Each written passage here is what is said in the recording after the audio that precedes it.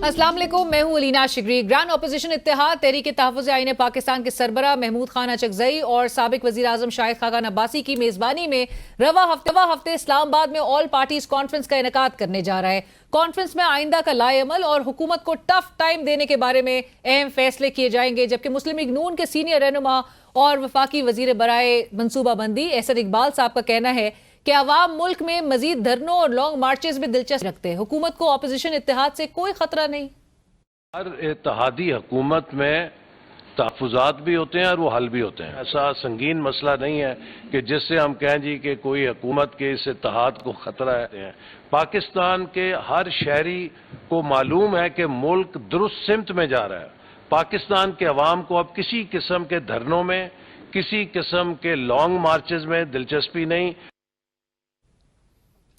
वज़ीर आला खैबर पख्तूनख्वा जनाब अली अमीन गंडापुर साहब अपोजिशन अलायंस की जानिब से एहतजाज में किस हद तक फाल किरदार अदा करेंगे। कहते हैं कि हम इमरान खान की हिदायत के पाबंद हैं, अपोजिशन अलायंस में पार्टी हिदायत के मुताबिक काम करेंगे। हमारी एनुअल बुक जो है परफॉर्मेंस की वो प्रिंट हो चुकी है। आप सबको 2-3 दिन में वो डिलीवर हो जाएगी, कौम के सामने लाएं और बाकियों की भी आप परफॉर्मेंस देख लें। उसके बाद एक डिबेट करेंगे। मैं बरादरी के लिए भी तैयार हूँ। इंशाल्लाह हमारे 1% भी ये नहीं होंगे। हमें जो हुक्म आएगा इमरान खान साहब की तरफ से, पार्टी की तरफ जो पॉलिसी होगी, हम पाबंद हैं उसके।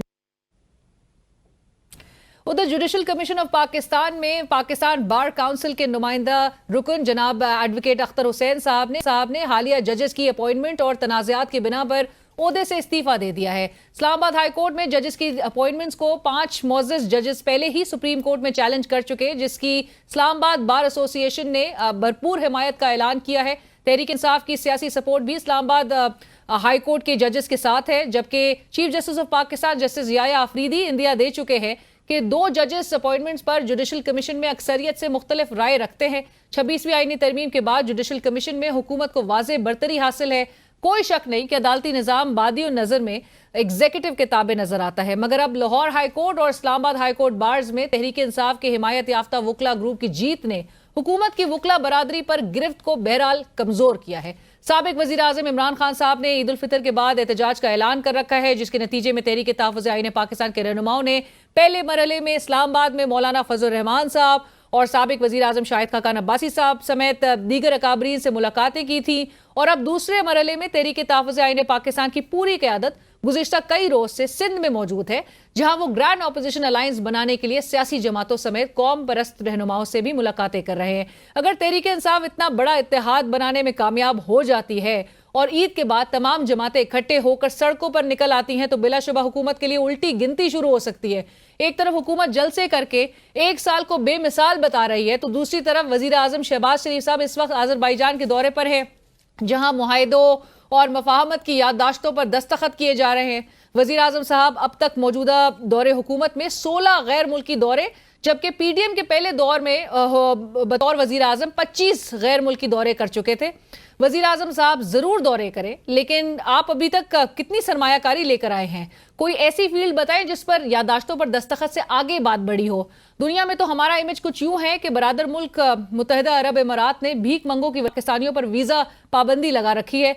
वज़ीर आज़म साहब खुद फरमाते हैं कि जब मैं बाहर जाता हूं तो दुआ करता हूं कि बरादर मुल्क के सरबराह ये ना समझे कि मांगने आया हूं।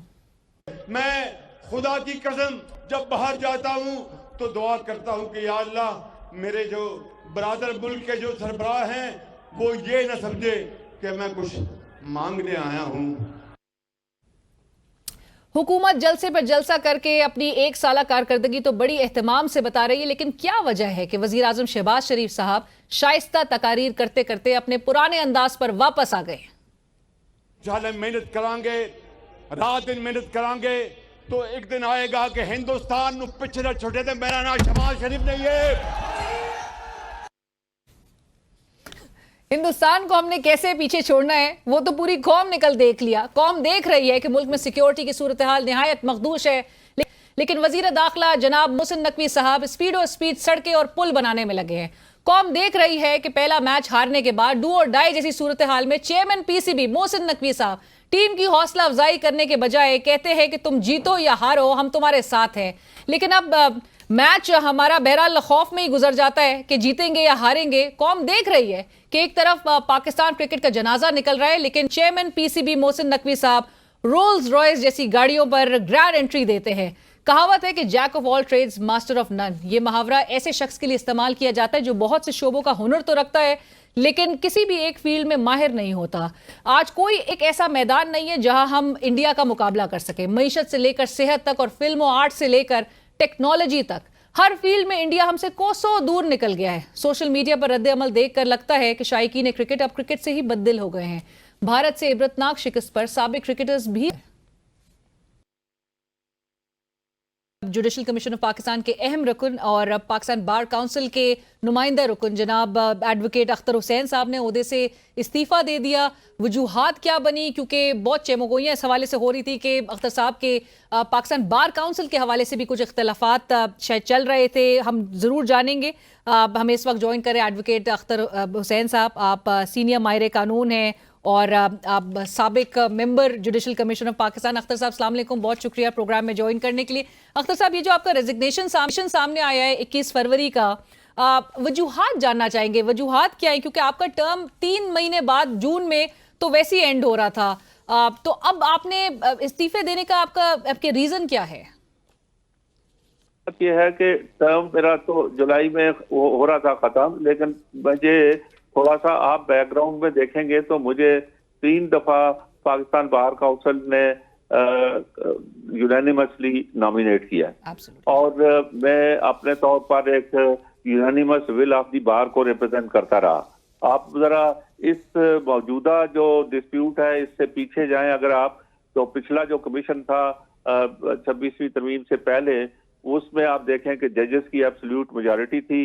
6 जजेस थे, 3 दूसरे मेंबर्स थे, law minister, attorney general and Pakistan bar council का नुमाइंदा। तो जजेस अपने तौर पर फैसला करते थे अपनी मेजॉरिटी से और हमारी कोई बात जो है वो नहीं सुनी जाती थी। हमने कहा रूल्स अमेंड करें, ये जो डिस्क्रिशन है नहीं होनी चाहिए और सीनियरिटी प्रिंसिपल को तय करें, क्राइटेरिया मुकर्रर करें। तो हमारे इतने सालों की सारी स्ट्रगल के बावजूद कोई डिस्क्रिशन छोड़ने के लिए हेड है, तो बाकी उनका जजेस का शेयर कम हो गया। तो मैंने अपने एक टॉक में before first meeting under this commission कहा था कि अगर अब भी पिछले रवायत की तरह मेजॉरिटी से फैसले होंगे तो फिर ये सिस्टम भी नहीं चलेगा। मैंने ये कहा था कि रूल्स में ये रखें कि भाई कोई कमेटी बना दें, बेशक उसमें 2 सुप्रीम कोर्ट के जज हों, 1 हाई कोर्ट का चीफ जस्टिस हो, अटॉर्नी जनरल बेशक हो, बार काउंसिल का नुमाइंदा हो, 4-5 आदमियों का कमेटी बनाए जो थारोली उनको स्टडी करे और उनको जो है वो कंसेंसस बिल्ड करे। रिसेंटली आप ये देखें कि जो ट्रांसफर्स हुई है, उन ट्रांसफर्स के अंदर ट्रांसफर तो ठीक है, कॉन्स्टिट्यूशन इजाजत देता है कि कोई जज कंसेंट से ट्रांसफर हो सकता है, लेकिन आप सीनियर बनाते हैं उनको, सीनियर मोस्ट जज दूसरी हाई कोर्ट से ले जाके, तो एक आपने इससे ज्यादा और क्या पैकिंग हो सकती है कि भाई आप एग्जिस्टिंग सीनियर जजेस जो हैं उनको सुपरसीड करके बाहर से एक सीनियर मोस्ट जज जाके बना दें कि वो चीफ जस्टिस बनेगा। तो इस पर हमारे सख्त एतराज़ात थे। और आपने अख्तर साहब अपने रेजिग्नेशन में जो जुडिशल अपॉइंटमेंट्स के हवाले से और जो कंट्रोवर्सीज का आपने जिक्र किया, वो जुडिशल अपॉइंटमेंट स्पेसिफिकली जो कायम मकाम chief justice Islamabad high court के जस्टिस सरफराज डोगर साहब, उनकी अपॉइंटमेंट से मुताल्लिक है। उनकी अपॉइंटमेंट के मुताल्लिक है। बाकी अपॉइंटमेंट्स पर भी सवालात हैं, लेकिन कुछ को हमने अपोज किया, किसको हमने सपोर्ट किया। लेकिन बेसिकली तो खुद इंस्टीट्यूशनल बात है ना। असल में 2 एक्सट्रीम है बार में। एक एक्सट्रीम वो है जो पीटीआई का झंडा उठाए हुए है और वो हर चीज को रद्द कर दी जाती है। दूसरी एक्सट्रीम वो है जो गवर्नमेंट के साथ जो है वो कमीशन के इजलास से पहले इस्तीफा क्यों नहीं दिया? क्योंकि जो रिजर्वेशंस और आपने चूंकि इन फेवर तो वोट नहीं किया था, जस्टिस आमिर फारूक साहब के भी हक में आपने वोट नहीं दिया था और आपने कहा था कि हमें कोई उनकी इंटेग्रिटी पे सवाल नहीं है, लेकिन जब तक वो डिस्प्यूटेड है मामला सीनियरिटी का, वो जब तक सेटल नहीं हो जाता तब तक इसको रोका जाए। तो आपने पहले क्यों नहीं इस्तीफा दे दिया? देखिए भी बात यह है कि कोई ये भी कह सकता है कि पिछले कमीशन में 4 साल आप क्यों बैठे रहे, उस वक्त क्यों नहीं इस्तीफा दे दिया।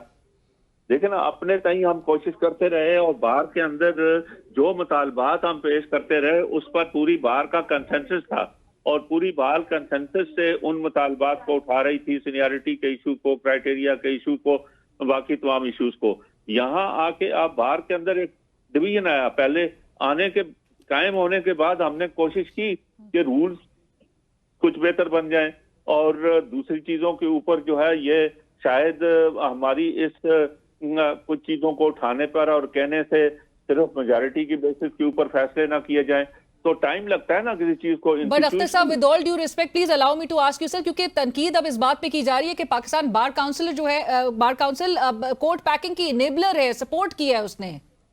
नहीं, पाकिस्तान बार काउंसिल के अंदर मुख्तलिफ व्यूज है ना। मेरा कहना यह है कि पाकिस्तान बार काउंसिल कोई यूनानिमस व्यू तो नहीं है ना।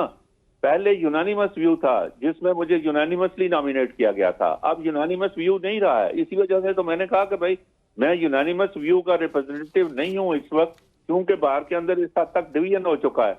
मेरी जाती अपनी राय के मुताबिक जो है, जो मैंने आपके सामने बातें की हैं, उन क्वेश्चंस को मैं उठाता रहा, और मैं समझता हूं कि आप फर्दर, क्योंकि इसमें कोई मुझे मौजूदा हालात में चेंजेस भी नजर नहीं आ रही हैं। कल फिर चीफ जस्टिस की अपॉइंटमेंट का मसला आ जाएगा इस्लामाबाद हाई कोर्ट से, तो उससे बेहतर यह है कि जब मैं कोई कंट्रीब्यूट नहीं कर सकता उसमें, तो फिर मुझे रिजाइन करना चाहिए। So, आपने ये रेजिग्नेशन खुद से दिया है, इंडिपेंडेंटली दिया है, आपको बार का कोई दबाव नहीं था आप पर? नहीं नहीं, सवाल ही नहीं पैदा होता। मैं किसी का कोई दबाव नहीं था, ना मैं किसी का दबाव कबूल करता हूँ भाई। राइट। और अख्तर साहब, आखिर में मैं सिर्फ आपसे जानना चाहूंगी, क्योंकि वुकला इस मुल्क के सरापा एहतजाज है उस 26वीं आईनी तरमीम के हवाले से, जिस पर आपने भी बरमला ये इज़हार किया है कि आपकी रिजर्वेशंस उस पर जरूर है, अभी भी आपने जिस तरह मेंशन किया, लेकिन जुडिशरी में जो कुछ हो रहा है अख्तर साहब, आपके व्यू में, इंडिपेंडेंट व्यू में, ये सब कुछ ठीक हो रहा है? नहीं, मैं तो अगर सारे ठीक हो रहा होता तो मैं क्यों रिजाइन करता। बात यह है कि लेकिन मैं बाहर के अंदर जो कुछ हो रहा है, मैं वो कह रहा हूं कि दो एक्सट्रीम पोजीशन ली हुई हैं लोगों ने। एक सिर्फ पीटीआई की पोजीशन ली हुई है एक्सट्रीम लेवल पर, जो हर चीज को रद्द करते हैं। एक है जो सबमिट करते हैं।